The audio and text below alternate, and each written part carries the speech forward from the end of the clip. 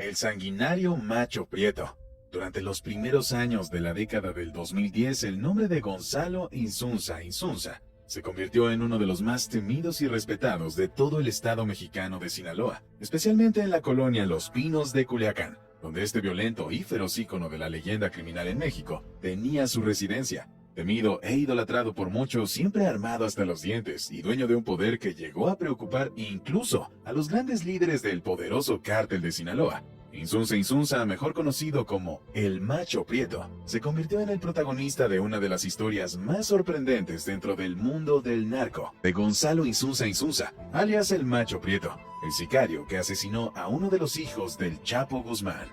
Yo estoy feliz que lo mataron porque él mató a mi hermano, porque se negó un día a robar un carro porque adentro venía una doña con su hijo.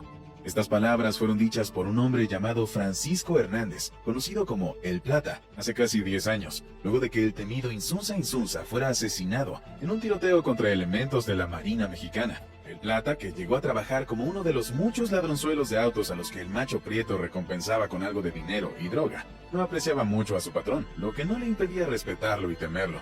Y es que, como El Plata llegó a decir, Insunza era uno de los hombres más temidos de Sinaloa. Él envenenaba a la plebada y a la plebada le encantaba la chingadera. Lo idolatraban muchos y muchos otros le temían. El que no hablaba bien de él, mejor ni hablaba.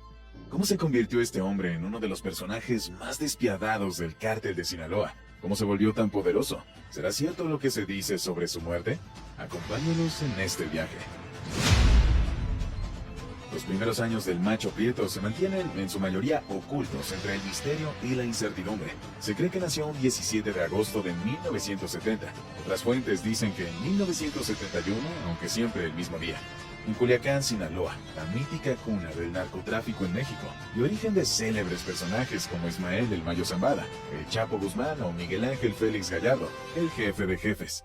No se sabe gran cosa de su infancia o su juventud, solo que quedó huérfano de padre durante su adolescencia, quien le dejó como herencia un automóvil Gran Marquis y una pistola Escuadra, con la que empezaría a dar sus primeros pasos en el mundo del crimen, a convertir a la violencia y la sangre en una parte recurrente de su vida.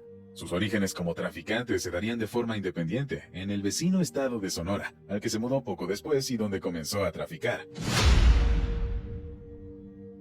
En Sonora y ganando cierto poder como traficante, Insunza ganó rápidamente enemigos que le tendrían un profundo odio. El primero de estos muchos enemigos conocidos fue un hombre llamado Jesús René Delgadillo Mesa, quien lo acusó de haberle robado 1,5 millones de pesos mexicanos y 1 tonelada de marihuana. En 2001, a poco más de una década de su muerte, Insunza empezó a cazar a Jesús René Delgadillo, que huyó de Sonora hasta Culiacán, donde trató de pasar desapercibido, cosa que no conseguiría por mucho tiempo.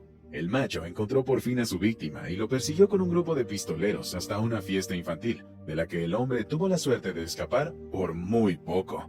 La historia llegó a oídos de El Mayo Zambada, que sorprendido por el nivel de determinación y fortaleza de Insunza, concertó una reunión en la que le ofreció la oportunidad de trabajar para el cártel de Sinaloa como jefe de sicarios.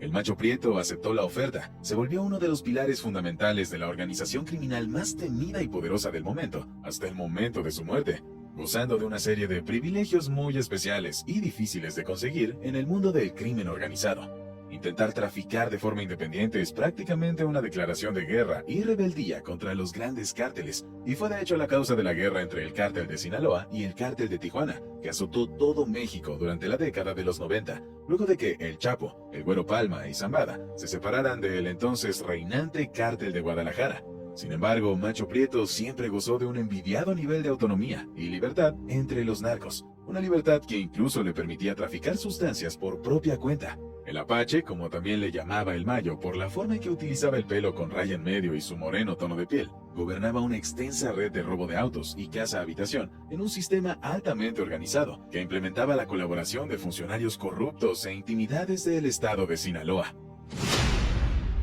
La crueldad y la capacidad de tomar vidas a sangre fría es una característica bastante común en la mayoría de los narcos. No se llega muy lejos en ese mundo sin tener que ser de naturaleza despiadada, o sin estar dispuesto a convertirse en alguien así. Sin embargo, de entre todos los asesinos y jefes de sicarios que se contaron como parte de las filas del cártel de Sinaloa, Insunza es quizás el más despiadado y violento de todos. al grado de que acabaría por convertirse en una preocupación latente para los grandes líderes de la organización. Era común ver al macho circular en caravanas de camionetas suburbans con placas policiales, un chaleco antibalas en el pecho y sus sicarios personales acompañándolo, todos armados hasta los dientes con rifles de alta potencia, lanzagranadas y demás armamentos pesados.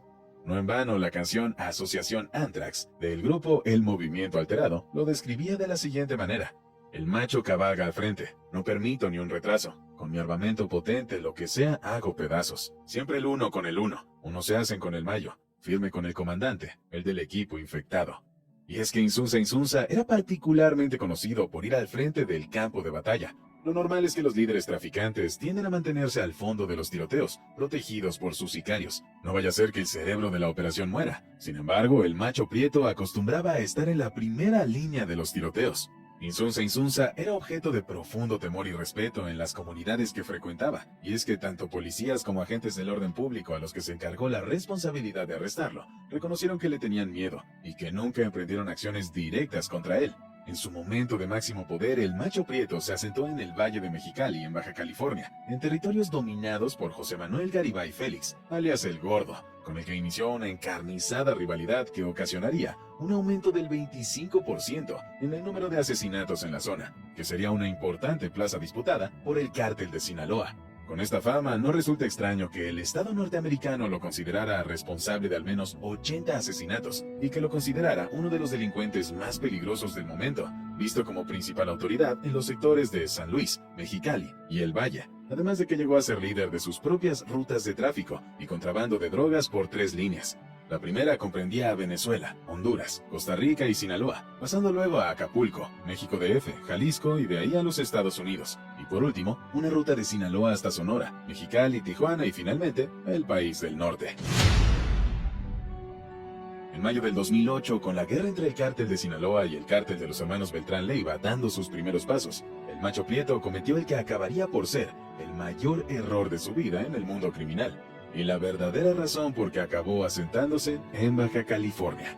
El 8 de mayo del 2008, tras recibir órdenes directas de El Mayo Zambada para que eliminara a un hombre conocido como El Guacho, los pistoleros de Insunza acabaron con la vida de 3 jóvenes en el estacionamiento de un centro comercial, ninguno de ellos relacionado con el hombre a quien El Mayo le había ordenado asesinar. Los jóvenes fueron abordados por un grupo de 5 camionetas y 20 hombres blindados con chalecos antibalas, ametralladoras y bazucas. La primera víctima identificada fue Arturo Mesa Cázares, hijo de la líder de una red de lavado de dinero conocida por el mote de La Emperatriz. El otro fue César Ariel Loera Guzmán y finalmente Edgar Guzmán López, de 22 años de edad, hijo de Joaquín El Chapo Guzmán.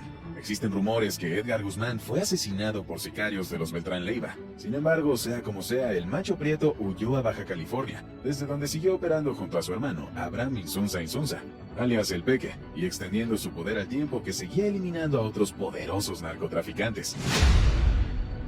Si el macho prieto huyó de la furia de El Chapo, no fue necesariamente por miedo, sino por precaución. Al menos es eso lo que da a entender su carácter y su historia.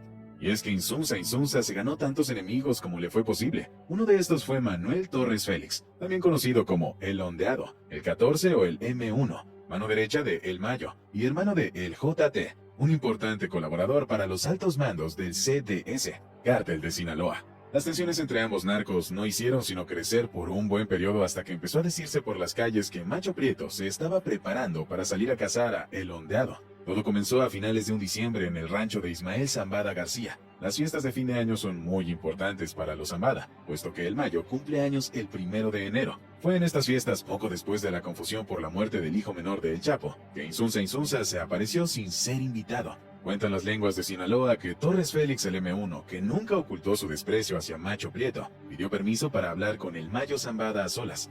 Conversación que Insunza Insunza escuchó tras la puerta, pistola en mano y atento para intervenir.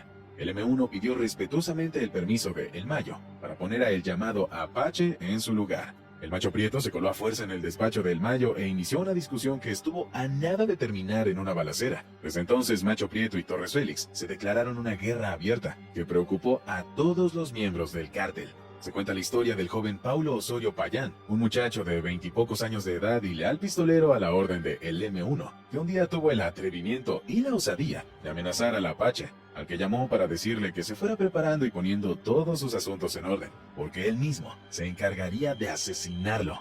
Al poco tiempo el muchacho fue encontrado junto a 4 compinches en la carretera en el rumbo de Puerto Peñasco, a Sonoita, con claras señales de violencia y un par de tiros en la cabeza a modo de punto final. Las órdenes del Mayo a todos sus pistoleros e incluso a los agentes del gobierno federal en su nómina fueron claras: dejar que el M1 y Macho Prieto arreglaran sus problemas entre ellos y que no fueran a intervenir o a tomar parte por ninguno. Si ven algo, no intervengan para que no se vayan a sentir uno o el otro y digan que estoy a favor de nadie. Fue el mensaje que recibieron los hombres de Zambada. El 18 de diciembre de 2013, en una emboscada realizada en Puerto Peñasco por elementos de la Marina de México, la leyenda del violento y sanguinario Gonzalo Insunza Insunza llegó a su fin. No se sabe a ciencia cierta si la versión de que el Mayo intercedió por él para que Guzmán Loera no lo matara es cierta. Lo único seguro es que Insunza Insunza comenzó a ganar cada vez más y más poder en Baja California y a convertirse en una amenaza potencial para los grandes narcotraficantes del cártel de Sinaloa, y que al final no hubo más remedio que sacarlo del camino, aún más después del asesinato de los hombres del M1. Muy conocida por las calles es la versión de los hechos que dice que, viendo en él un peligro inminente para toda la organización, el Mayo Zambada y los demás grandes miembros del cártel de Sinaloa le traicionaron, revelando su ubicación a los directivos de la Marina. El Macho Prieto fue perseguido y cazado por miembros de la DEA y la Marina, que echaron mano de todas sus herramientas hasta encontrarlo aquel fatal día en que 2 horas de balacera terminaron por darle muerte. Se dice que su cadáver nunca fue encontrado, pero que en su estado era absolutamente imposible que salvara la vida sin importar cuán lejos llegara, por lo que fue reconocido muerto aquel 18 de diciembre, aunque las leyendas, relatos y narcocorridos sobre su supuesto escape de las Fuerzas Armadas no han dejado de surgir. El enfrentamiento fue largo y duradero y no fue posible acabar con él hasta la llegada de un helicóptero en el retén donde se dio el encontronazo, que también acabó con la vida de sus 4 escoltas. Terminaba así la historia legendaria de uno de los hombres más despiadados y temidos del